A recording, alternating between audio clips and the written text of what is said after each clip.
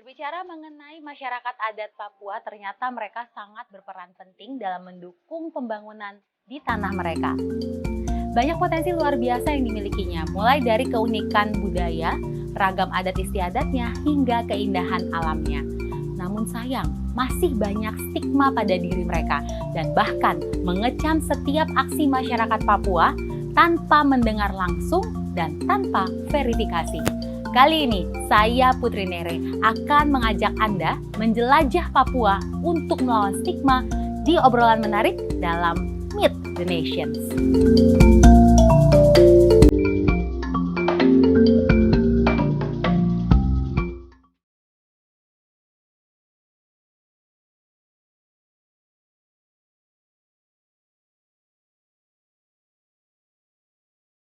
Dan sudah bergabung bersama saya di acara makan-makan kali ini. Bukan makan-makan tentunya ya, tapi memang ini makan-makan tapi dibalut dengan obrolan yang menarik di Meet the Nations. Saya sudah ditemani juga oleh Ibu Ruka Sombolonggini. Beliau adalah Sekretaris Jenderal dari Aliansi Masyarakat Adat Nusantara. Ibu Ruka, bagaimana kabarnya? Baik, selamat pagi, salam Nusantara, Onomi Nusantara. Reimai buat semua, khususnya di Papua. Siap Ibu. Baik, sebelum kita masuk ke perbincangan seru lainnya, saya memberitahu kepada teman-teman yang di rumah yang belum mengetahui mengenai apa sih itu tugas dari Aliansi Masyarakat Adat Nusantara. Kita simak yang berikut ini.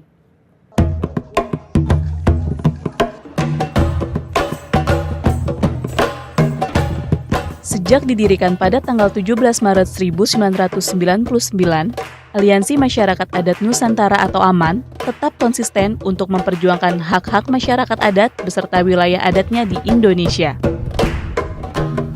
AMAN beranggotakan 2.373 komunitas masyarakat adat yang menyebar di seluruh pelosok Nusantara dengan populasi sekitar 18 juta jiwa warga komunitas masyarakat adat.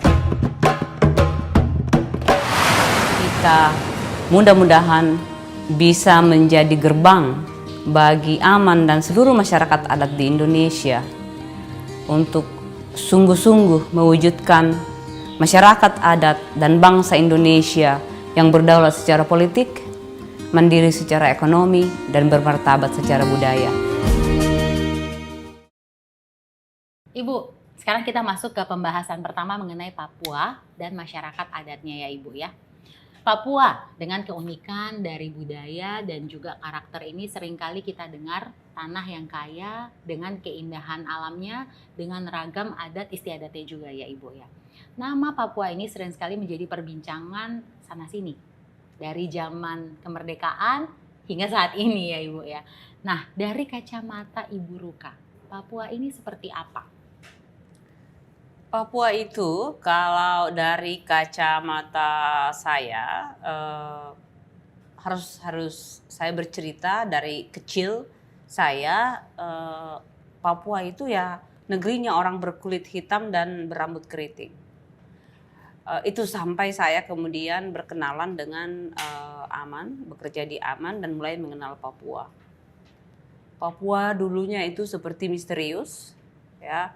Seperti itu katanya dulu itu ada orang makan manusia di sana kerjanya, kanibalisme. Jadi itu adalah hal-hal yang saya dengar dari TV, dari radio, dari koran waktu saya besar dalam pemahaman seperti itu. Tapi kemudian saya mengenal Papua lebih dekat, lebih jauh lagi dan ternyata Papua itu penuh dengan kekayaan, penuh dengan keragaman hayati dan juga budaya yang sangat kaya. Jadi ada lagu tentang Papua yang mengatakan sungai-sungainya mengalirkan emas, itu benar ya.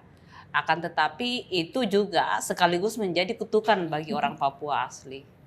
Karena kemudian menjadi sumber perebutan berbagai kekuatan untuk bisa berbondong-bondong datang menguasai kekayaan orang Papua. Jadi seperti itu saya melihat Papua dan yang saya lihat di Papua kalau saya datang ke Papua itu adalah yang mabok-mabok di jalan itu adalah orang Papua. Yang biasanya keliling untuk hanya sekedar beli rokok harus meminta-minta gitu, itu adalah orang asli Papua. Dan ini adalah potret yang membuat saya sangat khawatir dengan apa yang terjadi dengan orang Papua. Menjadi seperti gelandangan, seperti tikus yang lapar di lumbung padi. Dan bahkan dianggap pencuri di tanah sendiri. Oke, itu dari kacamata Ibu ya. Menurut Ibu bagaimana Papua itu. Nah sekarang, Papua ini kan juga merupakan salah satu daerah yang masih memegang tradisi atau adat, masih kuat begitu ya Ibu Ruka. Nah struktur adat di Papua, ya struktur adat di Papua ini sangat dihormati, sangat dipatuhi begitu Ibu. Jika berbicara soal adat, masih sangat ketat. Nah tentunya di sini kita melihat bahwa peran masyarakat adat itu sangat besar sebetulnya. Nah, kalau kita berbicara mengenai masyarakat adat Papua, apa perbedaan antara masyarakat adat dengan masyarakat lokal? Nah, Lalu masyarakat adat Papua ini ada berapa jumlahnya dan apa yang mereka lakukan? nah, semua orang bisa menjadi masyarakat lokal. Termasuk kita saat ini sedang lokal di Jakarta karena kita sedang jauh dari tanah leluhur kita. Tetapi tidak semua orang adalah masyarakat adat. Yang membedakan itu adalah bagaimana hubungan kita dengan tanah. Hubungan manusia dengan tanahnya. Punya sejarah asal-usul di atas tanah itu. Kita punya wilayah adat sebagai wilayah yurisdiksi hukum, di mana hukum-hukum adat kita berlaku, di mana tata pemerintahan dan sistem politik kita dijalankan oleh kelembagaan di Papua. Ada pemimpin-pemimpinnya, biasanya kalau kita lihat di Jayapura ya, daerah ini tuh ada sebut Ondo Afi, Ondo Holo. Tanah di mana ada sistem nilai, di mana ada sistem pengetahuan kita mengelola sumber daya untuk kehidupan bersama-sama. Ada bahasa yang biasanya menunjukkan sangat khas, dan itu yang paling mendasari itu adalah wilayah adat. Wilayah adat sebagai piringnya. Dan isinya adalah manusia yang punya sejarah dengan wilayah adat itu. Ada hukumnya, ada tata pemerintahannya, ada sistem pengetahuannya. Itu yang membedakan, dan masyarakat lokal belum tentu punya itu. Di Papua sederhana melihatnya. Masyarakat adat itu orang Papua, yang masyarakat lokal itu adalah transmigran atau pendatang-pendatang yang bekerja di Papua yang bukan orang asli Papua. Nah, kemudian ini ada berapa jumlahnya masyarakat adat Papua ini? Ini angka yang agak mengkhawatirkan, ya, karena Papua itu begitu besar, jumlah penduduk ini untuk saya bicara Papua Barat itu Provinsi Papua dan Provinsi Papua Barat. Provinsi Papua itu menurut data jumlah penduduknya 4,3 juta hektar, 3 juta penduduk. Akan tetapi orang asli Papua itu hanya 2,3 juta. Ya, jadi berimbang nih, agak ketat nih perimbangannya, hampir 50-50. Di Papua Barat, di Papua, Provinsi Papua Barat itu lebih mengkhawatirkan karena dari sekitar 1 juta penduduk itu 48% saja yang orang Papua asli. Jadi sudah lebih banyak pendatang di Provinsi Papua Barat dibanding dengan orang asli Papua. Dan ini adalah situasi yang tidak baik-baik saja. Ini harus ada tindakan yang dilakukan untuk bisa memastikan situasi ini tidak terus memburuk. Nah, apa lantas yang harus dilakukan untuk mengatasi hal tersebut, Ibu? Pertama, sebagai masyarakat adat, hak-hak asal-usul kita sebagai masyarakat adat, hak kolektif itu diakui oleh Undang-Undang Dasar. Ya. Sebagai diakui oleh bahwa Indonesia ini terdiri dari bangsa-bangsa. Banyak sekali yang disebut dengan bangsa-bangsa itu adalah masyarakat adat, kelompok-kelompok masyarakat adat yang menjadi pembentuk, menjadi landasan wilayah adat kita yang menjadi landasan berdirinya disebut Indonesia. Untuk itulah kemudian komitmen dan pengakuan terhadap hak kolektif kita harus diakui.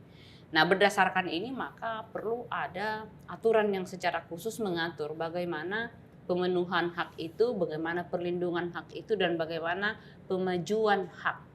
Nah, di dalam kasus orang Papua ada yang namanya otonomi khusus, sehingga mestinya perangkat-perangkat hukum yang ada sekarang, kebijakan yang ada sekarang itu harus memastikan ada langkah-langkah afirmasi untuk membuat penduduk asli Papua itu bisa menjadi tuan di tanahnya sendiri, menjadi ikut berpartisipasi secara penuh di dalam pembangunan di Papua. Berpartisipasi secara penuh dan efektif itu bukan hanya sekedar ikut mendirikan sekolah, ikut menjadi pekerja, tetapi ikut dalam menentukan keputusan model pembangunan seperti apa yang akan terjadi di Papua, atau orang Papua maunya Papua seperti apa. Maunya seperti apa? Orang Papuanya harus yang menentukan Papua seperti apa. Oke, Ibu. Nah, kemudian masyarakat adat ini adalah mereka yang mempertahankan nilai dan juga termasuk menjaga wilayah adatnya ya, Ibu ya.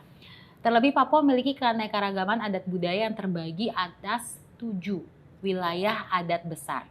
Apa yang dimaksud dengan wilayah adat, Ibu? Dan apa saja aspek di dalam wilayah adat ini dan bagaimana pengelompokan suku-suku di wilayah adat ini? Ya, jadi ada metode yang sederhana untuk bisa menjelaskan apa itu masyarakat adat dan wilayah adatnya. Itu biasanya bisa dilakukan dengan melakukan pemetaan partisipatif. Jadi kita bicara wilayah adat itu adalah wilayah yang memang sudah diklaim dan dikuasai secara turun-temurun. Dan biasanya itu adalah ada batas-batas. Kalau di dalam dunia modern kita mengenal boundaries, ya batas-batas, ya. Jelas batasnya. Batas antara Depok dan Jakarta jelas gitu, ada titiknya.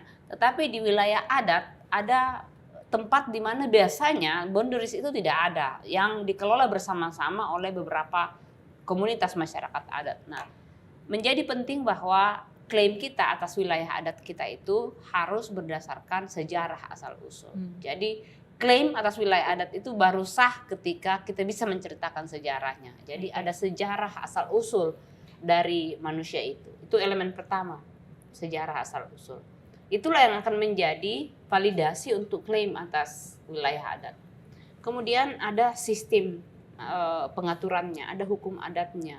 Ada lembaga yang mengatur, ada pimpinan-pimpinan yang melakukan yang mengatur penyelenggaraan kehidupan, ada sistem pengetahuan, ada sistem nilai di dalamnya, ada termasuk misalnya sistem pangan. Sistem pangan itu bisa khas dan berbeda di masyarakat adat. Nah, sistem ini tidak mesti seragam, Putri. Ya. Di Lapago dan Mipago bisa berbeda dengan yang di Mamta atau di Saireri, ya, di Domberai, ya. Jadi bahkan dari pengecekan di pemetaan wilayah adat yang terjadi di Mamta itu ternyata bahkan dalam satu komunitas bisa berbeda, gitu. Ada yang memang kendalinya gitu, sistem pranata adatnya itu sama, hukum adatnya sama, tapi model pengurusannya berbeda, ya, strukturnya bisa berbeda.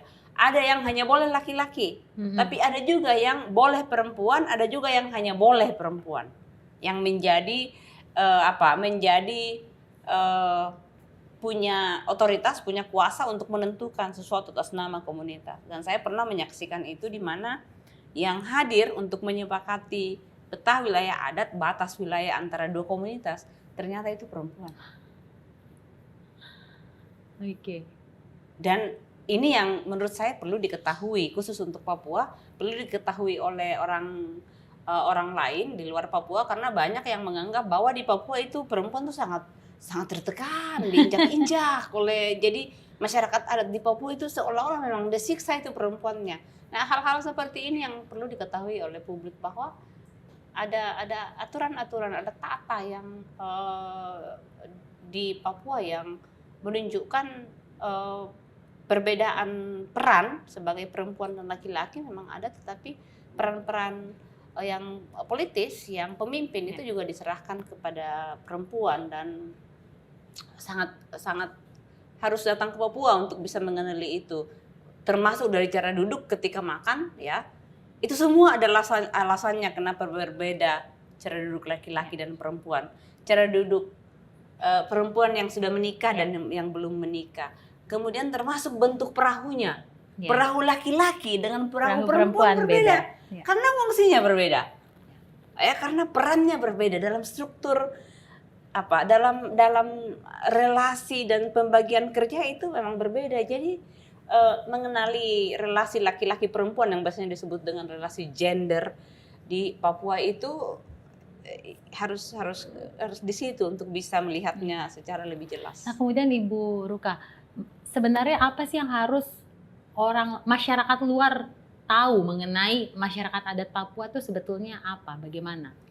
Berhenti nonton TV pertama, berhenti baca koran, berhenti medsos yang dikit-dikit KKB sekarang kan disebutkan KKB gitu. Rasa meletakkan orang Papua sebagai saudara itu belum sampai ke arah itu ya. Jadi orang Papua masih dianggap sebagai orang lain. Padahal dia makan dari situ ya. Jadi termasuk saudara-saudara saya orang Toraja banyak gitu ya. Banyak yang orang Papua begini, orang Papua begitu. Saya bilang, kau makan dari tanah itu, bisa-bisanya kau kasih begitu orang Papua. Jadi memang masih banyak sekali stigma-stigma buruk yang dilekatkan oleh orang lain dengan tujuan penguasaan yang kemudian diamini dan terus digunakan dan diteguhkan oleh masyarakat Indonesia yang lain. Dan menurut saya ini yang harus dihentikan. Orang-orang dari luar Papua harus bisa membuka pikiran untuk bisa melihat orang Papua sebagai saudara. Ya. Orang Papua sebagai saudara, sebagai kita semua ini bersaudara, baik masyarakat adat maupun bukan, ya sepanjang kamu orang Indonesia gitu, kita semua adalah saudara. Jembatan komunikasi budaya, antar budaya harus mulai dibangun, karena itu yang tidak ada sampai saat ini. Itu yang harus dibangun untuk bisa saling mengenali, untuk bisa misalnya kita kalau tidak saling kenal bisa saling benci, kan? Kamu siapa?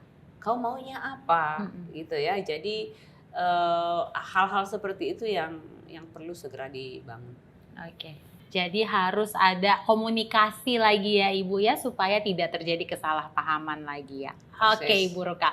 Ini piring sudah ada, sudah tersedia di depan kita ya, tapi kok makanannya belum ada. Masih kosong. Kayaknya kita panggil saja ya Ibu pelayan ya. Iya, pesan makanan ya. Mbak.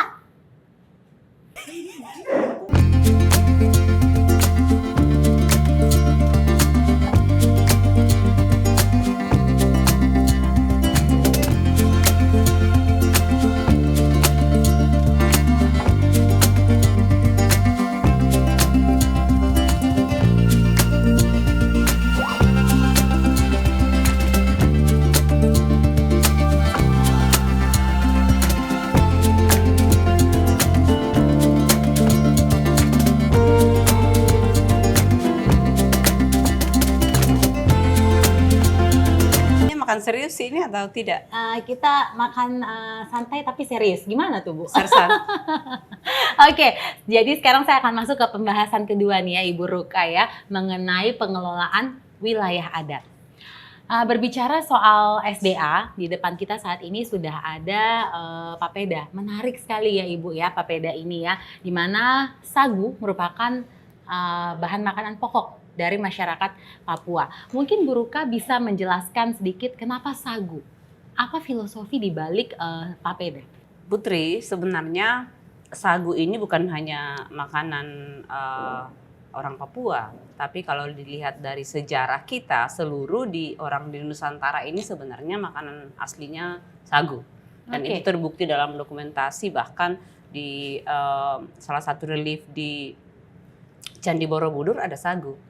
Bukan padi atau nabras yang ada di situ, tapi sagu. Nah, tapi kan kemudian lama-lama nasi mulai datang dan mendominasi, dan apalagi di zaman Soeharto nasi itu digunakan untuk dianggap sebagai makanan pokok yang menggambarkan kemajuan.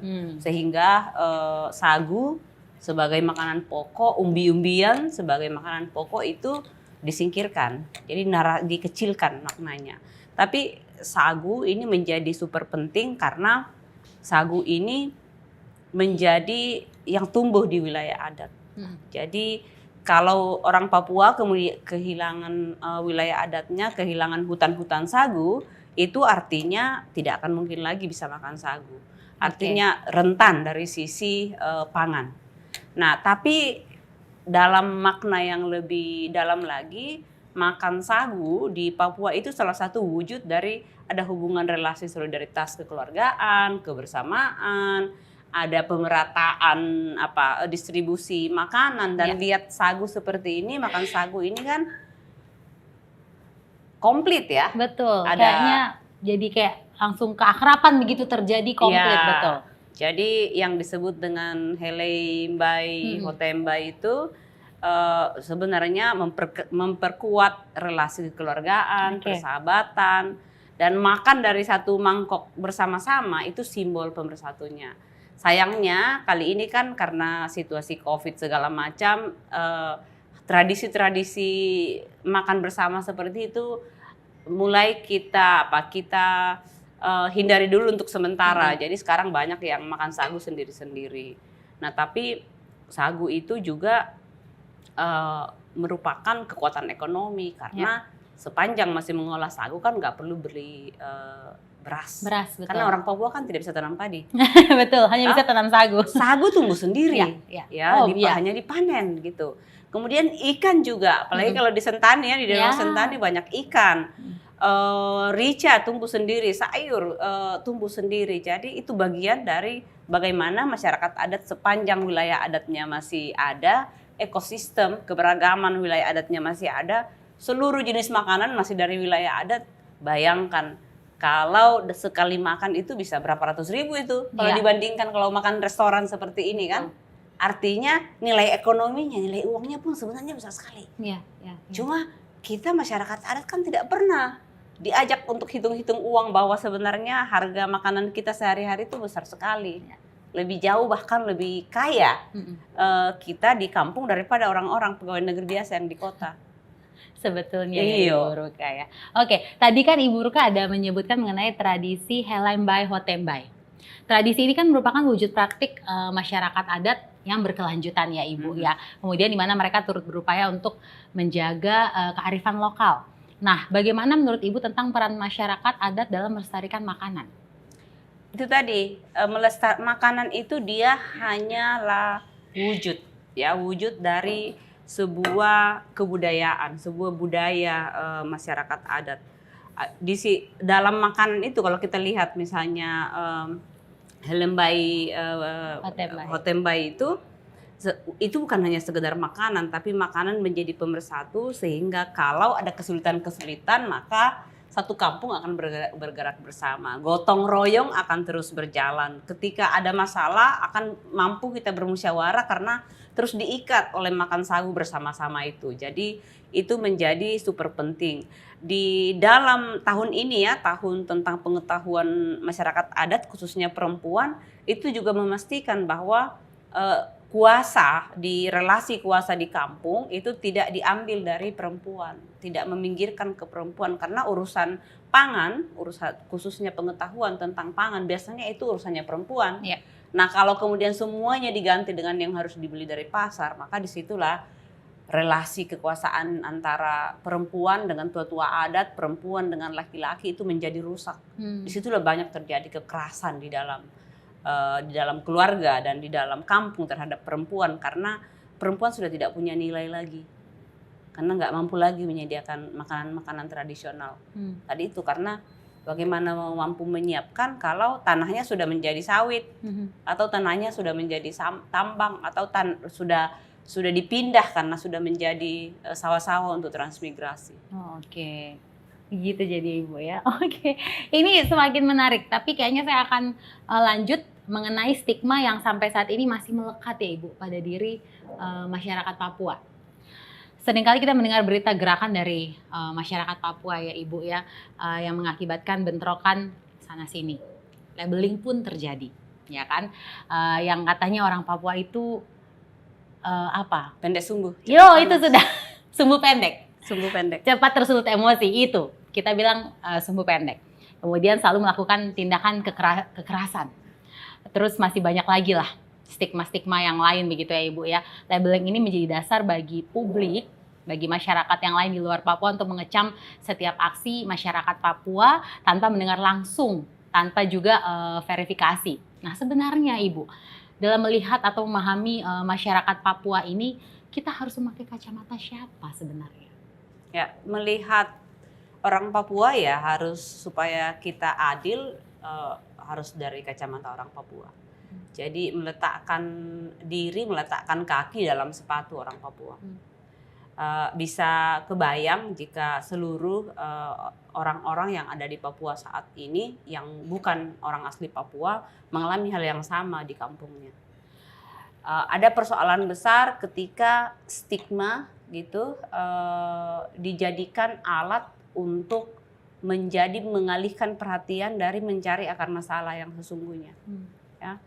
Akar masalah yang terjadi di Papua itu bukan hanya dialami oleh orang Papua, tapi itu adalah khas yang terjadi di mana masyarakat adat berhadap-hadapan dengan perampasan wilayah adat dan sumber daya yang biasanya itu menggunakan alat kekuasaan negara dan keamanan. Masyarakat adat di framing pertama di stigma terkebelakang, tidak mampu berpartisipasi dalam pembangunan, dianggap malas, tapi kalau ada apa-apa cepat marah, di frame sebagai tukang palak. Dan ada yang lebih dahsyat lagi adalah kita dianggap sebagai mengklaim wilayah yang begitu besar, tetapi jumlah penduduknya kecil sekali.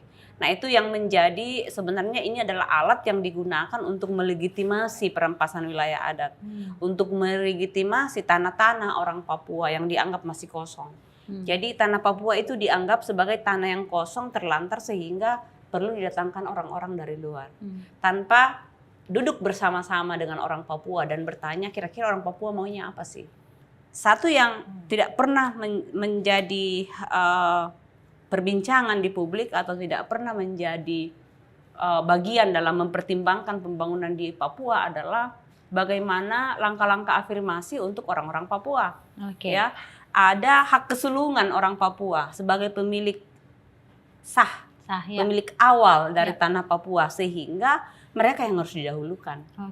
Ibu tahan dulu sambil kita makan boleh? Oh boleh. Karena nih kayaknya makin seru.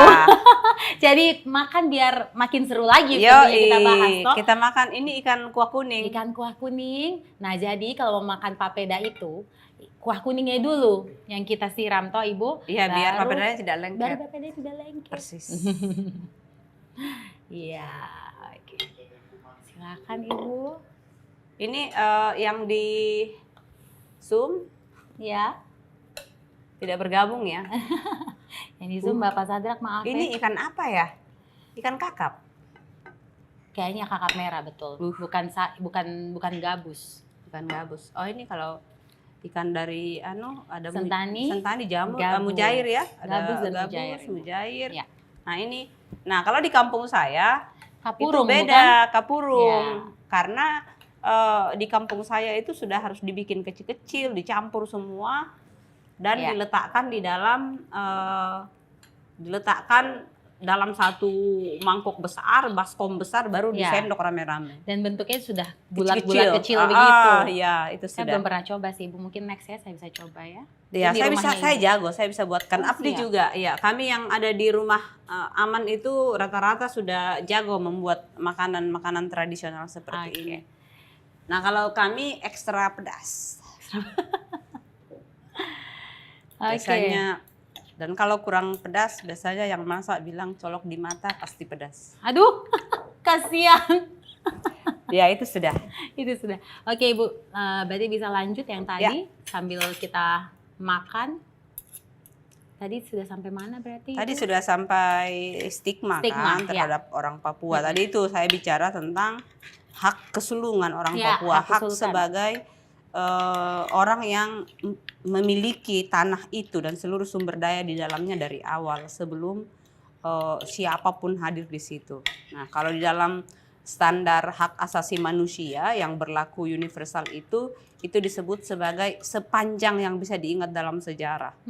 Dan sejarah itu mengingatkan kita bahwa pemilik pertama dari Papua ya orang asli Papua itu. Yes. Sehingga Tuan tanah. mendahulukan orang Papua itu bagian dari pertama penghormatan sejarah terhadap orang Papua dan penghormatan penghargaan terhadap pemilik kolektif yang awal dari tanah Papua itu. Itulah kenapa orang Papua perlu didahulukan dalam seluruh aspek pembangunan di Papua, termasuk suaranya didengar mau apa. Ya, betul.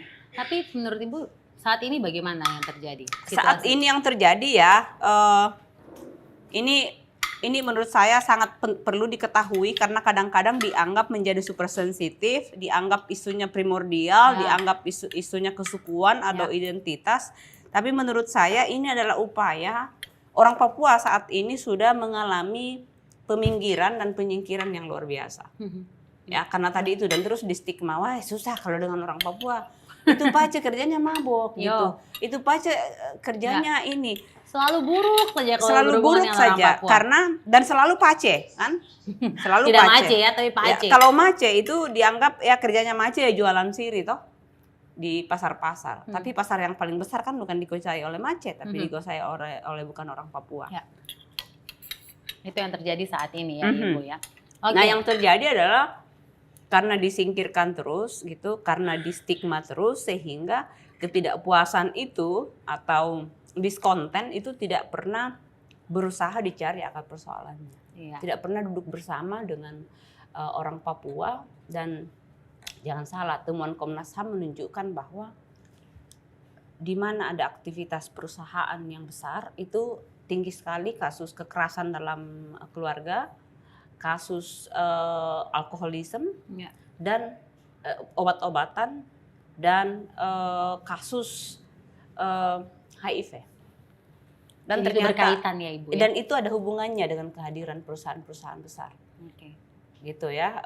Dan bahkan orang-orang Papua di daerah-daerah tambang itu juga mengalami kriminalisasi karena limbah-limbah tambang pun mereka mau kait, jadi sudah mengais-ngais gitu si limbah-limbah masih dianggap melakukan pelanggaran gitu, dianggap mencuri, padahal itu tanahnya leluhurnya, tanah kita sendiri. Oke.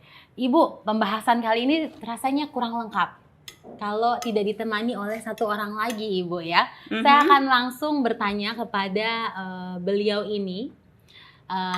Dia ini merupakan Ondo Afi dan juga pendiri sekaligus pengurus perkumpulan terbatas untuk pengkajian dan pemberdayaan masyarakat adat PT PPMA Papua, yaitu Bapak Sadrak Wamebu. Halo Bapak Sadrak. Saya boleh tambah sedikit Kak? Boleh. Jadi Bapak Sadrak ini yang sudah bekerja dengan masyarakat adat di Papua sejak tahun 80-an. Wow. Beliau ini yang bahkan sebelum kita menemukan istilah masyarakat adat di tanah air, beliau ini sudah bekerja dan mereka inilah yang salah satu yang menyepakati istilah masyarakat adat itu menjadi embrio lahirnya gerakan masyarakat adat di Nusantara, termasuk AMAN. Wow, Bapak luar biasa Bapak Sadrak. Bapak Sadrak, halo, bagaimana kabarnya? Ya, baik. Baik ya Bapak ya, terima kasih sudah bergabung bersama ketorang di sini di Meet the Nation, Bapak Sadrak. Ya, saya dengan Ibu Ruka di sini sedang membahas tema menjelajah Papua melawan stigma Bapak. Bapak bisa dengar saya suara? Bisa, saya dengar. Oke, siap. Menjelajah Papua melawan stigma. Sudah ada beberapa pertanyaan yang sudah saya tanyakan kepada Ibu Ruka. Sekarang saya akan bertanya kepada Bapak Sadrak ya. Bapak, dari kacamata Bapak sendiri, Papua itu seperti apa sih Bapak? Stigma itu kan bukan diberikan oleh masyarakat adat kan. Tapi stigma itu stigma macam-macam lah. keterbelakangan lah dan macam-macam, itu stigma yang diberikan oleh negara. Dan dengan stigma itu stigma yang diberikan itu ada kepentingan di balik stigma itu. Nah, oleh karena itu ya stigma harus selalu dianggap orang ini orang Papua. Sebenarnya saya juga tidak suka dengar kata Papua juga, karena itu nama itu diberikan oleh orang di luar dari Papua terhadap kami di sini. Ya. Jadi kalau saya mungkin sebagai orang di timur sekali, di Tabi, jadi saya lebih cenderung ini negeri matahari terbit. Namanya sendiri ada, nama Papua itu ada, tapi banyak orang belum tahu. Ya sekarang Papua itu adalah nama yang diberikan oleh orang dari luar Papua. Mereka bilang orang yang ada di timur ini, di negeri matahari terbit ini namanya Papua. Tapi itu pengertiannya banyak sekali. Orang Seram, orang Jawa, orang macam-macam. Tentunya orang memberikan nama itu ada sesuatu yang ada di balik belakang kepala mereka, yang mereka melihat orang itu seperti apa gitu. Nah, jadi kalau saya menilai itu stigma itu sampai macam-macam. Ada banyak stigma yang diberikan untuk orang Papua itu sesungguhnya apa yang dipikirkan oleh mereka tentang orang Papua. Nah, karena tadi saya katakan bahasa sendiri tidak suka juga dengar kata Papua itu. Karena kami punya nama sendiri ada. Ya, begitu. Tapi kalau menurut Bapak Sadrak sendiri bagaimana? Papua ini seperti apa? Oh, Papua itu negeri, ya sebenarnya ini negeri misteri. Kalau mau kasih tahu negeri di matahari di daerah matahari terbit di Nusantara ini negeri misteri. Sebelum negara ini ada, sebelum republik ini terbentuk ini, tadi Uruka sudah singgung sedikit dengan pangan tadi itu. Tapi saya hari ini harus kasih tahu sama semua orang di Nusantara bahwa kalau mau lihat sampai negara ini terbentuk juga itu ada catatan-catatan kecil yang tidak pernah terungkap. Kalau bukan ada Papua, negara ini tidak ada. Saya harus kasih tahu itu. Nah, tapi ini sudah terlalu jauh, tidak usah, kelasnya terlalu jauh, makanannya bertahun-tahun. Tidak perlu bicara yang terlalu seperti itu. Iya. Oke Bapak, sekarang saya akan lanjut ke pertanyaan yang lain. Masyarakat adat berperan strategis dalam pengelolaan SDA dan juga pembangunan tanah Papua, Bapak. Apa saja wujud nyata pelestarian yang dilakukan oleh masyarakat adat, Bapak? Sederhana saja. Hari ini kan konflik dan segala macam terjadi, tadi saya sudah dengar juga. Nah, orang Papua ini, kami di Papua ini, kami merasa bahwa kami ini hilang. Atas kami punya tanah, kami punya kekayaan alam segala macam itu hak kami ini hilang. Dengan adanya negara ini, negara dibentuk lalu kemudian atas nama negara, suku-suku lain, bangsa-bangsa lain datang eksploitasi kami punya kekayaan. Ya. Kami merasa kami tidak dapat perlindungan di dalam negara. Nah, karena itu saya pikir itu kita pertama itu negara harus akui. Nah, negara harus akui itu hak-haknya orang Papua di atas tanah dan dengan segala kekayaannya.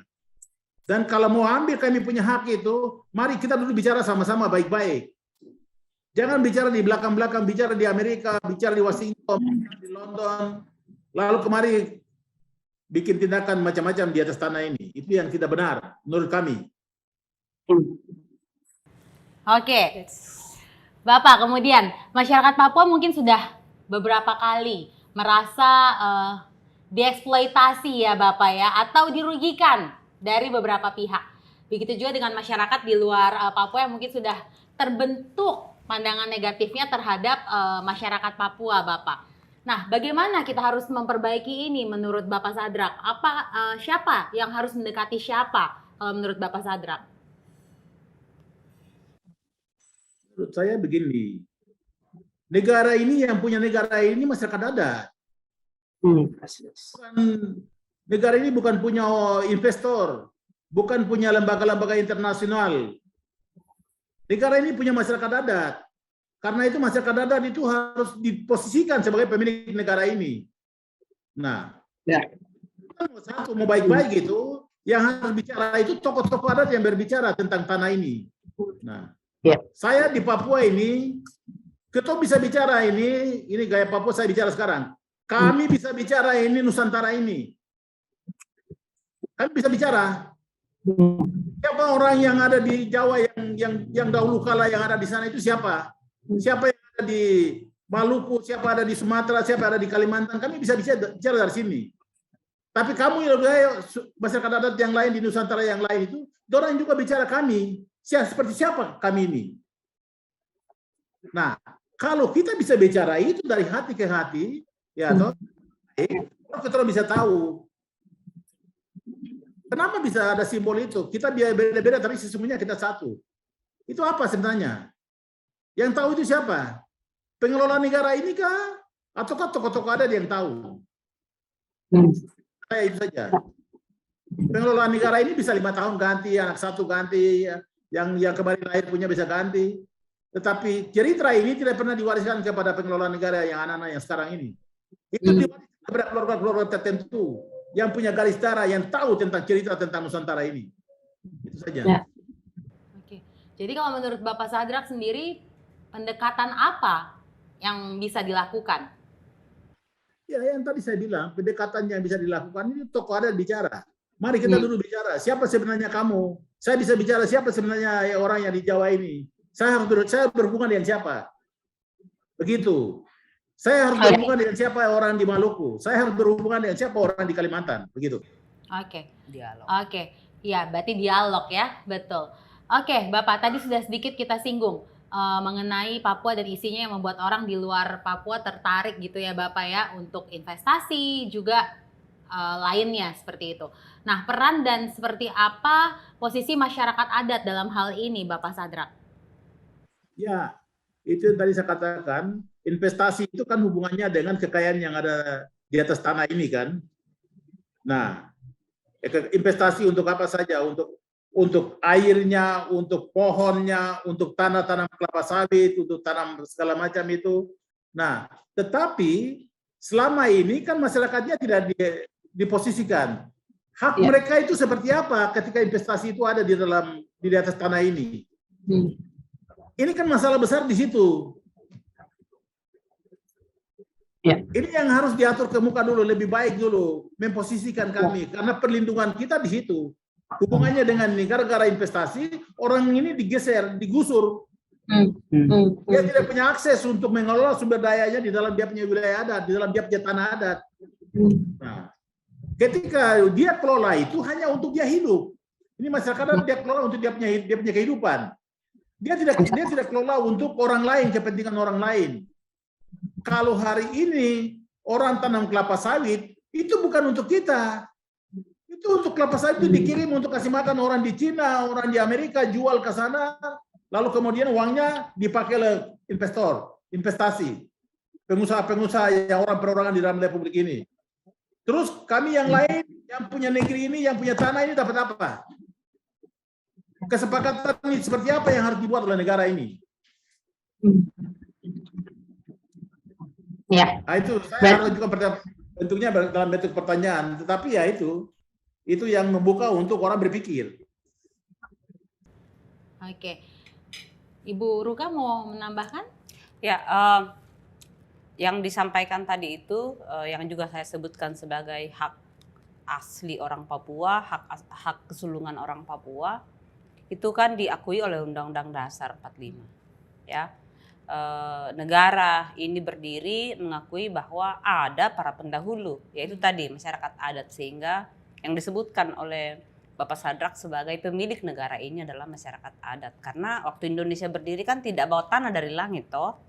Nah, yang terjadi dengan situasi Papua, situasi masyarakat adat saat ini itu yang banyak kemudian menimbulkan perlawanan-perlawanan karena memang sejak Indonesia berdiri ini tidak pernah ada aturan yang membuat bagaimana negara dengan masyarakat adat itu merencanakan pembangunan. Ya, tidak ada pengakuan terhadap masyarakat adat. Yang terjadi adalah justru berbagai undang-undang yang lahir itu justru melegalisasi seluruh perampasan wilayah adat. Jadi perampasan seluruh wilayah di Papua itu sah secara hukum, tetapi tidak absah, tidak punya legitimasi karena sebenarnya bertentangan dengan cita-cita pendirian negara ini, bertentangan dengan Undang-Undang Dasar 45. Nah, inilah yang harus segera diluruskan sehingga seluruh peraturan-peraturan, seluruh tatanan pengaturan Papua bukan hanya tentang sumber daya alamnya tapi tentang juga manusianya, itu harus di restart dulu semua dengan meletakkan orang Papua sebagai subjeknya, sebagai pelakunya. Dan untuk Papua itu kan ada kewenangan dari Perdasus ya untuk bisa mengatur diri sendiri, dan itu diakui juga oleh standar hukum internasional di mana pemerintah menjadi bagian dari penandatangan dari perjanjian-perjanjian itu. Jadi emang harus mundur dulu ke belakang nih dan duduk bersama dulu, atur baik-baik pengakuannya seperti apa, undang-undang masyarakat adatnya harus ada yang dan khusus mengatur orang Papua seperti apa, bagaimana tadi itu para tokoh-tokoh adat harus bicara. Yang dimaksud itu adalah Ondo Afi, Ondo Folo, dan Ondo Afi, Ondo Folo ini kan dia hanya sebutan untuk sebuah proses musyawarah di kampung. Ya, karena Ondo Afi, Ondo Folo kan juga tidak bicara sendiri. Ya. Ada proses musyawarah, ada proses konsensus, membicarakan nasib di kampung mau seperti apa, mau pembangunan seperti apa, itu yang harus dibicarakan. Dan ketika perusahaan masuk, letakkan otoritas itu di pemilik tanahnya, bukan di pemilik yang suka kasih izin-izin itu. Seperti kalau di sini kan ada 2 saja yang memberi izin, ada 3. Apakah itu KLHK? Apakah itu BPN atau Minerba pertambangan? Oke, Ibu Urka. Berarti sekarang saya kembali lagi ke Bapak Sadrak ya. Saya mau bertanya sekarang mengenai perlindungan seperti apa Bapak Sadrak yang bisa dilakukan oleh masyarakat adat agar wilayah adatnya ini tidak dieksploitasi, untuk tetap menjaga manusia, menjaga tanah, menjaga hutan adat misalnya, agar tetap pada tempatnya. Itu perlindungannya seperti apa Bapak Sadrak? Iya, jadi saya pikir kalau masalah soal perlindungan tadi itu, kalau untuk masyarakat sendiri, ya mereka lakukan, mereka musyawarah, mereka putuskan satu kawasan mereka itu untuk dikelola, untuk kepentingan mereka itu seperti apa. Nah itu kan sekarang ini juga masih dilakukan juga. Nah, prinsipnya tadi itu bahwa mereka tidak berbicara tentang individualistis itu. Mereka yang bicara tentang kepentingan bersama. Satu komunitas itu bagaimana hak hidup mereka bersama. Karena itu ada keterkaitannya hubungan-hubungan kekeluargaan segalanya. Jadi tidak ada satu orang pun yang punya hak pribadi sendiri, tidak ada. Saya pikir itu kita dasarnya di Papua yang namanya kita bicara adat itu adalah hak kebersamaan mereka. Nah, itu juga bisa diwujudkan dalam bentuk simbol-simbol apa juga yang sedang terjadi. Jadi bisa dilakukan. Nah, mereka melindungi kawasan hutannya, kawasan tanahnya, bahwa ini tanah ini kita pakai untuk kita punya kepentingan ini. Nah, tapi kadangkala di Jakarta itu sudah bikin kesepakatan satu kawasan tanpa memperhitungkan itu di dalamnya ada kampung-kampung, itu sudah keluarkan keputusan semacam izin sudah dikasih ke satu perusahaan gitu. Untuk jadikan kelapa sawit, jadikan ya untuk kawasan tambang seperti itu. Jadi seakan-akan bahwa apa-apa. Nah, ada pendatang baru yang namanya negara, dia datang, dia menguasai semua barang yang punya kami. Oke, sekarang kita beralih lagi Ibu ya, dan Bapak Sadrak ke pertanyaan selanjutnya. Saya akan bertanya kali ini kepada kedua narasumber mengenai aksi separatisme Papua. Oke, masyarakat ini kan menarasikan aksi separatisme ini sebagai aksi Papua untuk memisahkan diri dari Indonesia. Bagaimana menurut Bapak Sadrak terkait hal ini? Apa yang masyarakat Papua cari dan perjuangkan sebetulnya Bapak Sadrak? Saya pikir memang itu kan stigma juga kan tadi. Sebenarnya kita tadi bicara di atas juga. Separatisme itu kan stigma juga yang diberikan oleh negara kepada orang Papua karena perlawanan terhadap hak-hak mereka yang dieksploitasi oleh negara atas nama negara oleh perusahaan-perusahaan. Perusahaan itu kan individu punya kan, orang perusahaan yang datang kemari lalu kemudian mereka eksploitasi kita punya kekayaan di sini. Nah, kemudian karena ada pemberontakan oleh masyarakat adat, lalu kemudian itu dilabelkan sebagai aksi separatis. Nah, saya pikir itu barang bisa dibicarakan bersama, duduk bicara baik-baik dulu antara orang Papua dan negara. Jadi bagi saya itu separatisme untuk memisahkan negara itu juga itu yang diberikan oleh kelompok yang lain. Sejarah tentang separatisme, sejarah tentang untuk rencana untuk pemisahan negara dari republik ini, itu bom waktu yang ditinggalkan oleh Belanda sebelum Belanda pergi. Sebelum Belanda bentuk negara ini. Nah, lalu kemudian negara ini dibentuk. Nah, makanya sudah ada negara ini masuk ke wilayah Papua ini tahun 60-an. Tahun 60-an itu sebenarnya sudah dipersiapkan oleh Belanda untuk Papua ini dibentuk jadi satu negara. Pada tahun 60-an itu orang Papua siapa yang mengerti tentang negara dengan baik? Tidak ada banyak orang yang mengerti, kecuali orang-orang yang sudah diintrodusir oleh Belanda, yang sekolah sedikit-sedikit itu. Lalu sekarang ini, setelah kenyataannya ada di dalam negara ini, hak-hak dirampas, hak-haknya orang Papua dirampas, maka membenarkan apa yang dibilang oleh Belanda dulu itu. Karena itu ya harus bangun negara sendiri, supaya bisa kita kerja sendiri. Karena kita punya hak diambil, kita dibunuh gara-gara kekayaan yang ada di sana Papua ini. Itu kan seperti itu. Menurut orang Papua itu. Kalau saya lihat itu orang dalam percakapan orang-orang Papua itu seperti itu. Tetapi saya ini mengerti betul bahwa itu juga dibuat oleh orang luar. Ya. Saya katakan bahwa saya sebenarnya tidak suka juga dengar itu kata Papua, saya tidak mau dengar itu. Karena orang Papua sendiri belum mengerti, orang Papua sendiri harus bicara tentang masa depannya. Masa depan orang Papua itu saja, tetapi ada banyak hal yang harus kami bicara. Oke, iya, oke Bapak. Sekarang saya beralih ke Ibu Ruka. Bagaimana menurut Ibu Ruka sendiri? Saya tidak bisa mengungkapkan lagi lebih dari yang diungkapkan oleh beliau. Jadi tadi itu ada urusan dengan stigma yang sebenarnya kepentingannya adalah kepentingan penaklukan dan penguasaan atas sumber-sumber kekayaan yang ada di Papua. Nah ini yang menurut saya perlu diketahui oleh umum juga, ya, sehingga dan media pada umumnya, sehingga tidak sedikit gampang sekali kemudian terseret oleh stigma-stigma yang memang sengaja dibentuk untuk melanggengkan perampasan terhadap kekayaan orang Papua dan penyingkiran terhadap orang Papua.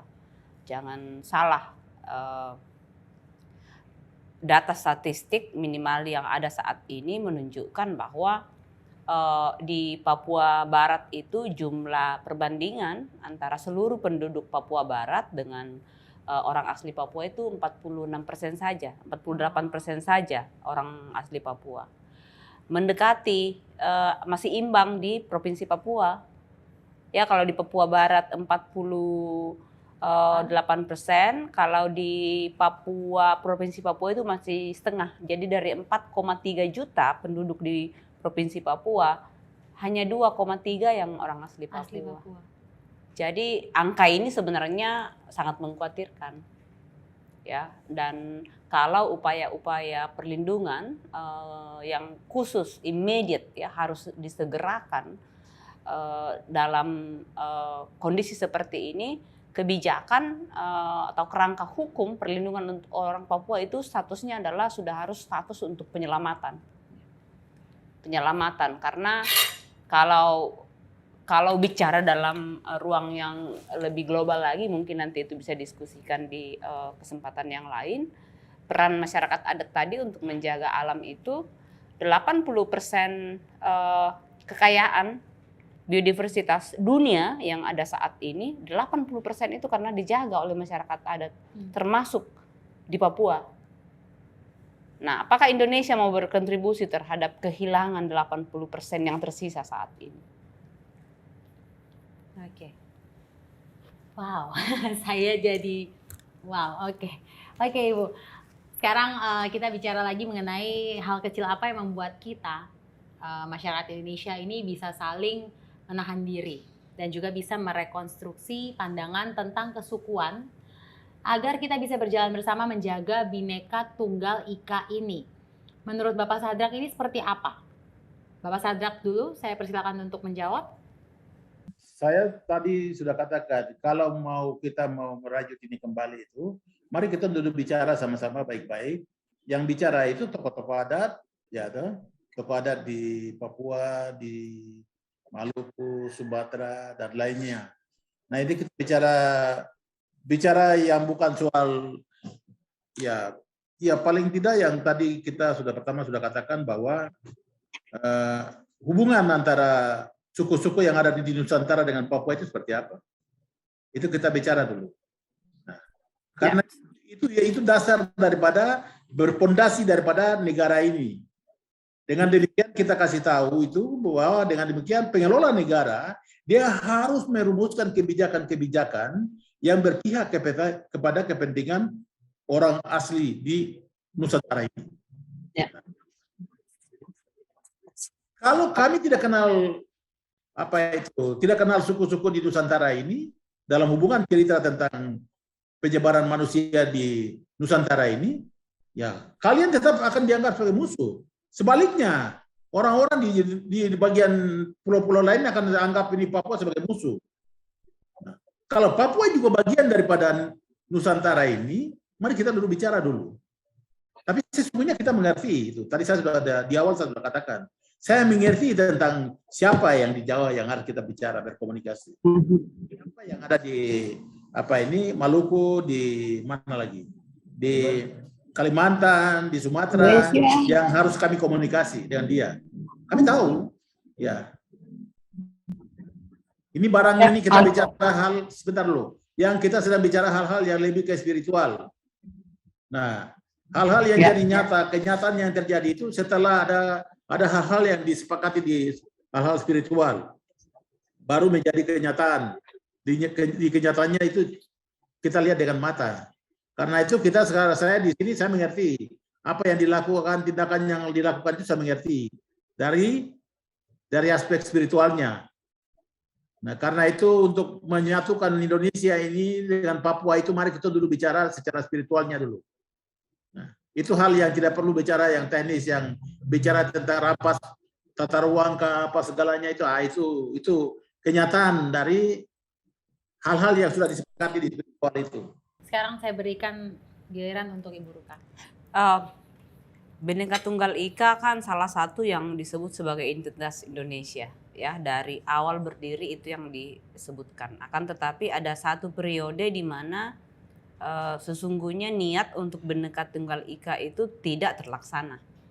Jadi komunikasi antar budaya yang berbeda, yang beragam. Jadi negara ini kan terbentuk dari ratusan bangsa-bangsa kecil, ya, nations. Bicara nations yang beragam, yang berbeda satu dengan yang lain, mulai dari cara pandang, nilai, spiritualitas, makanan, ya, tidak ada tempat lain yang menyajikan papeda seperti ini, bahasa. Nah, ketika Indonesia berdiri itu ada komitmen tekad bulat untuk menyatukan, merekatkan, ya, barang yang berbeda-beda ini. Itu yang kemudian tidak pernah terjadi. Di zaman Soeharto itu menjadi parah karena sengaja justru dipertebal dindingnya. Jadi sengaja dipertebal dindingnya supaya lebih gampang dipecah kalau ada apa-apa tadi itu. Kalau mau disuruh berkelahi gampang gitu ya, disuruh saling membenci gampang. Yang muncul itu adalah di tengah-tengah ketidaktahuan, maka yang akan muncul adalah a priori sinis. Oh, orang Papua begini. Sampai sekarang ya, kita masih, orang Indonesia itu kan sangat rasis, ya, khususnya terhadap orang Papua gitu. Jadi kalau kita lihat di mana-mana orang Indonesia masih ada yang panggil orang Papua Negro. Itu karena kita tidak pernah membangun jembatan dialog antar budaya.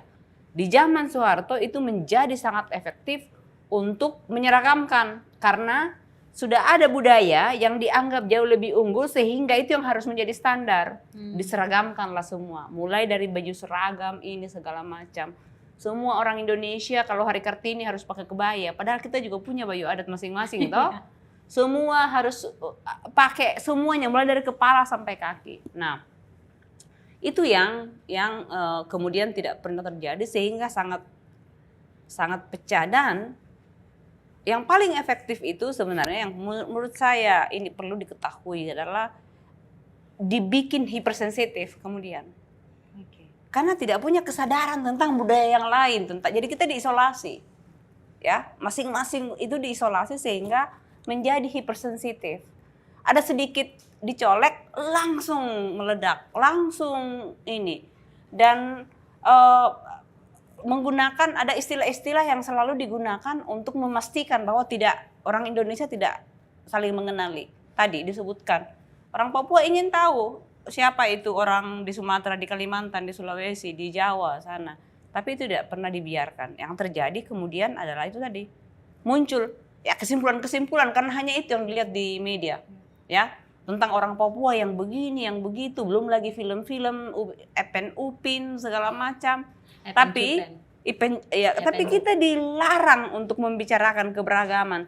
Bicara keberagaman sedikit langsung enggak boleh, itu sarah. Jadi menjadi alergi, dipaksa untuk tidak berkomunikasi, saling tahu, saling kenal, dan jaring-jaring mestinya kan Indonesia ini seperti mosaik yang indah ya, yang terjalin, ada yang menjalin mosaik ini, tapi itu yang tidak terjadi sampai hari ini. Tidak ada perekat itu yang terus terang kami selama ini ya dalam 20 tahun terakhir kami lakukan di Aman. Begitu dia bergaul agak lama di Aman, agak mulai tuh luntur tuh, ya stigma-stigma terhadap suku-suku yang lain, bukan hanya terhadap orang Papua, tapi terhadap suku yang lain. Ya. Oke, ini pertanyaan terakhir untuk Bapak Sadrak. Di sini saya dengan Ibu Ruka sedang menikmati papeda Bapak Sadrak. Nah, bicara papeda, tak lepas dari tradisi Helai Mbai Hotembai, ya Bapak ya, di mana kata orang tradisi ini merupakan milik salah satu masyarakat adat di Papua yang berkaitan dengan papeda. Sebenarnya tradisi apakah ini Bapak Sadrak? Mungkin Bapak bisa jelaskan kepada kita orang semua. Ya, saya pikir itu tadi kalau diterjemahkan dia itu satu rumpun, satu kehidupan. Nah, maksudnya itu disimbolkan sagu itu selalu tidak sendiri. Itu ada satu pohon sagu berdiri itu ada rumpun, ada satu rumput sagu atau satu kawasan hutan sagu begitu, hutan sagu ya begitu. Jadi di dalamnya itu satu kelompok bersama. Jadi kalau satu sagu mau ditebang hari ini berarti satu keluarga besar itu akan kumpul untuk mengambil patinya. Makan. Dan akan mereka kumpul makan bersama. Nah, jadi itu adalah makanan utama, makanan adat. Kalau ada acara pesta adat harus ada sagu. Kalau tidak ada papeda itu pesta adatnya itu tidak lengkap. Seperti itu. Nah. Oke, terima kasih banyak Bapak Sadrak sudah bergabung bersama ketorang di Meet the Nation. Sangat bermanfaat sekali insight yang sudah Bapak sampaikan untuk kita semua. Semoga ketorang bisa ketemu langsung nanti ya Bapak ya. Terima kasih sudah bergabung. Bapak bisa silakan meninggalkan kita melalui Zoom tentunya. Iya, sampai berjumpa Bapak Sadrak. Terima kasih. Selamat sore. Iya. Nah Ibu, kita kan sudah selesai makan papeda. Enak sekali. Enak sekali toh. Tapi rasanya kurang lengkap ya. Kalau makan papeda tidak ditemani oleh makanan yang lain. Jadi kita akan pesan yang lain ya Ibu ya. Boleh ya? Siap.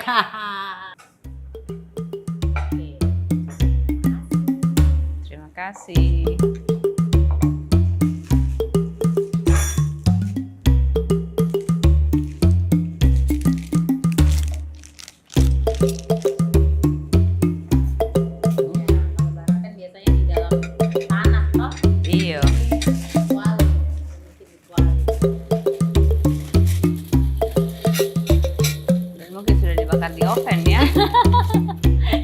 Jadi dipadu-padankan modern dengan tradisional. Itu yang disebut dengan inovasi. Inovasi, betul. Dan hanya dengan inovasi lah kemudian seluruh ilmu, pengetahuan dan praktek-praktek tradisional masyarakat adat bisa bertahan. Dengan inovasi ya. Karena Ibu, ya? selalu ada inovasi. Kalau tidak mampu atau tidak terbuka untuk inovasi, maka dia akan hilang. Iya, makanya harus inovasi jadi bisa bertahan terus. Ini bagian dari inovasi. Salah Betul. satunya supaya kita bisa makan di sini tuh. Iya, betul. Pasti rindu kampung halaman. Betul, tuh kalau pasti rindu. begini. Saya selalu kalau misalnya di Jakarta makan makanan Papua ini pasti selalu ingat kampungnya Ibu, rindu Ya. kampung halaman toh. Makanya kalau ada orang yang datang ke Jakarta, pasti selalu saya ajak untuk makan ke sini Ibu. Ibu silakan. pengen lihat rasanya, Apakah sama? pengen coba Silakan, apakah Ibu dulu. rasanya otentik. Ini pakai daging apa? Ini pakai daging ayam Ibu. Oke. Sudah ada sayur-sayurnya lengkap, terus kemudian ubi-ubiannya juga lengkap. Iya, kita Ya. Seperti sayur labu. Ini rasanya betul-betul lagi di sana ya. seperti barapen di pegunungan ya, di pegunungan Iya. Papua. Apa tadi? Lepago dan Mepago. Mepago ya, ada 2 wilayah, 7 wilayah adat, 2 wilayah adat yang Di gunung makanan pokoknya ini barapen. bersama dengan umbi-umbian. Iya, bersama dengan umbi-umbian. Ini makanan pokok mereka ya, dan biasanya kan bakar batu tidak setiap, barapen kan tidak setiap Tidak saat. setiap, betul. Setiap ada occasion saja, occasional. Setiap ada perayaan, betul. Perayaan atau zaman dulu habis perang, habis panen, Ya, lagi ini gitu betul, kan. betul sekali Ibu. Jadi memang setiap saya punya teman atau keluarga yang datang ke Jakarta, Ibu pasti kalau mau makan makanan Papua, saya ajak pasti selalu ke sini untuk makan ini barapen, ya. Ini barapen. Terus ini juga ada yang namanya kue lontar, Ibu. Tuh, ini enak sekali kue lontar ini, ya. Kue lontar ini enak sekali. Nah, kalau Ibu Ruka sendiri gimana sih waktu pertama kali mencicipi hidangan Papua itu, apa cita rasa yang didapat? Rasa makanan masyarakat adat itu kan biasanya sederhana ya. Kecuali di daerah-daerah barat yang sudah banyak bercampur dengan tradisi makanan dari Timur Tengah, dari Oke. Eropa. Jadi Nusantara ini kan melting pot ya dari seluruh peradaban dunia. Jadi ada peradaban dari timur, ada peradaban dari barat, dan itulah yang membuat kita begitu beragam. Ya. Dan kalau kita lihat gelombang dari barat ke timur itu masuk gitu, peradaban-peradaban dari Timur Tengah, dari Afrika, dari ini semuanya kan awalnya masuk dari barat. Jadi dia memang lebih tebal kalau di ini. Makanya makanan-makanan seperti di barat, di Sumatera itu kan pakai santan, Ya, pakai rempah. kari, rempah segala macam, rendang. Katanya rendang itu kan warisan Portugis ya, warisan Eropa bagian selatan. Nah, kalau kita yang ke timur itu lebih banyak dipengaruhi oleh Eropa Barat, yaitu Belanda, Portugis, Spanyol. Nah, ini salah Ya, satunya dari betul. Belanda. Lontar ini dari Belanda. Lontar, Betul. round tart. Round tart, betul. Maksudnya itu adalah kue bulat. Kue bulat, betul. Ya. Seperti itu katanya. Sejarahnya seperti itu ya Ibu Seperti ya. itu. Round tart. Kita banyak sekali kalau di timur itu mengenal itu. Tapi tadi itu inovasinya adalah ini barang-barang ini kan kita punya semua. Kita punya telur, kita punya tepung. Ada yang pakai santan, Ya. ada yang pakai Susu. susu Ya, gitu. ya, Kita ya. punya susu kerbau, kita punya susu ini. Jadi Inovasi. Betul. Nah, karena dengan begitu dia akan bertahan. Tapi kita di timur itu memang rasanya jauh lebih sederhana. Ya betul, ini sederhana sekali Iya. karena bumbunya nggak banyak. Kalau Nggak barapen yang asli itu malah tidak pakai bumbu. Tidak Karena pakai dari daun-daunnya itu sudah menciptakan bumbu untuk dagingnya tersendiri. Iya, dan mungkin semua tanaman mungkin pakai punya garam ya. Jadi kalau kita makan yang aslinya itu nggak berasa kalau itu Betul. nggak dikasih garam. Betul. Nah, kalau Ibu Ruka sendiri ada nggak sih dari makanan dari Indonesia yang wah gitu, yang recommended banget orang harus coba, itu apa Ibu? Kalau saya itu semua makanan itu enak dan enak sekali. Tapi untuk makanan-makanan tradisional menurut saya ada makanan-makanan khusus yang memang hanya kalau bukan orang asli itu hanya orang yang bernyali yang akan bisa makan makanan seperti itu ya. Misalnya makanan-makanan seperti ini. Orang akan melihat itu apa sih? Ya, tapi nyali itu maksudnya adalah karena makan yang seperti ini itu bukan hanya sekedar makanannya, tapi ada tradisi yang sudah diturunkan selama berapa milenium. Pertama, kemudian ada rasa yang palat kita, lidah kita kan dibangun oleh dari mana kita berasal, dibesarkan gitu. Ada banyak, kita di timur itu banyak makanan yang dimasak mengandung dengan darahnya. Nah, saudara-saudara kita yang di barat gitu, banyak tuh yang nggak bisa itu makan makanan itu. Buat saya kalau Papua, papeda itu nggak usah disebutkan lagi karena itu emas gitu ya, itu wajib makan itu. Kalau ke gunung sedikit makan ubi-ubian dan barapen. Kalau nggak barapen dan kalau nggak salah di gunung di Papua itu kan jenis umbi-umbiannya ada ribuan apa ratusan gitu. Oke. Yang itu tadi itu salah satu kekayaan masyarakat adat yang dijaga, yang tidak boleh dihilangkan hanya karena supaya lebih gampang beli nasi saja. Ya, oke. Ini memang kalau bicara masalah makanan kayaknya nggak ada habisnya ya Ibu ya. Terima kasih sudah bergabung bersama di Meet the Nation, Ibu Ruka Somboligi, dan juga tadi juga sempat berbincang bersama Bapak Sadrak Wamebu secara online ya. Dan banyak sekali informasi yang saya dapatkan hari ini. Saya berharap dengan adanya acara Meet the Nation bisa membuka wawasan kalian tentang keunikan masyarakat adat Papua dengan keberagaman adat istiadatnya dan tentu saja bisa melepaskan stigma yang melekat pada diri mereka. Jangan lupa ikuti rangkaian acara Kongres Masyarakat Adat Nusantara dan Festival Danau Sentani yang lainnya. Saya Putri Nere, sampai jumpa. Kita lanjut pesan makan lagi Bu, atau mau lanjut makan aja ya? Saya mau ini udah selesai kita ya. Nah, saya mau makan ini aja. Makan lagi.